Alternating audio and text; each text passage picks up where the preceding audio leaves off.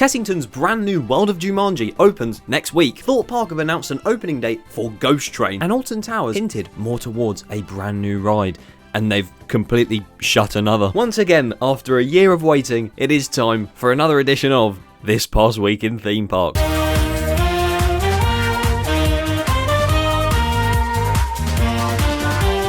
This is going to be a shorter video today, yeah I know. A shorter video now is actually what I used to do before, so you know, fair play to myself. But if you want to see a long awaited video that's coming out tomorrow, then please subscribe to stay tuned for that. Appreciate it. So if you're unaware of what this series is about, it says what it is in the title of it. The first thing on the agenda is of course an update on the World of Jumanji. It's just a classic at this point. Been doing them for so long. We're now just under a week away from it actually opening. The ride looks really fun, and as much as I'm really frightened to see what the queue will be like on opening day, the area, the main coaster and the two flat rides do look really cool. I mean, the speed that Mandrill Flying Ride comes into the brake run is yeah, it has quite the pace, doesn't it? And along with the coaster, as I said, I'm excited to try out the two flat rides as well, Ostrich Stampede and Black Mamba. Did I just make that mistake? Mamba Strike, sorry. Expect a video from that at some point during the weekend. Another ride that's opening, of course, is Ghost Train at Thorpe Park.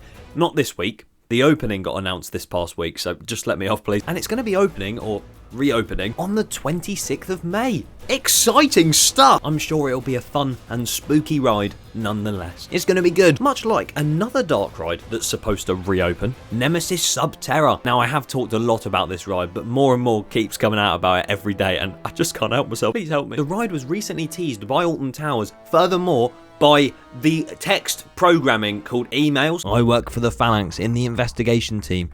Not me, just this is what the email says. I won't give you my name because they don't know that I've hacked this database, so please keep this quiet.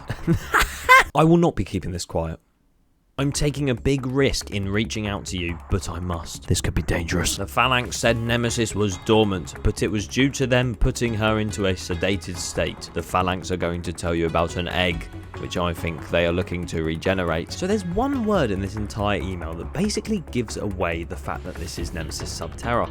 And that is more big speculation from me, but I'd assume next thing we see is this person going into the Nemesis Sub Terra building and sort of uncovering everything to do with the egg. And you'd imagine that this email is sort of a brief hint to what the storyline inside is going to be like. But as you can tell by the title, there's something else that's been happening at Alton Towers. It's been happening for a very long time, and I think we need to talk about it. And that is, why has Spinball Whizzer and Hex had so much downtime recently?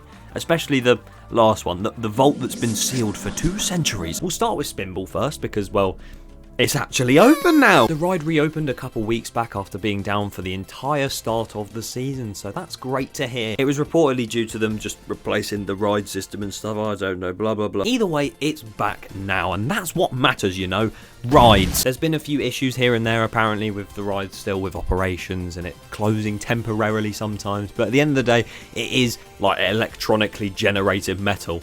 So, of course, it's going to close on the odd occasion. But yes, good coaster, and good to see it good. Moving towards the main centerpiece of Alton Towers, Octonauts Roller Coaster Adventure, the Alton Towers themselves. And in it, of course, lies Hex. You go through this really nice gargantuan castle entrance, go through the queue, and then, of course, enter that room where the ride spins you round 360 degrees, and you're sat round this tree branch. That's the Hex story explained to its pinnacle. What has happened to that? Again, we have no clue. Pretty much it opened for a few days right at the start of the season, I believe, and then since then it hasn't been open at all. In technical terms, it's sort of doing a reverse Spinball Whizzer. No, last year it did shut for a while. I sort of made a very similar video, you know. We thought Hex was going to shut down forever, but it didn't, and now it has, or hasn't, we don't know yet. But there was rumours that the reason it kept shutting was because it kept misaligning as the ride came towards the end of its cycle. Obviously, health and safety concerns, so they didn't open it often until they fixed it. So that may be the issue again,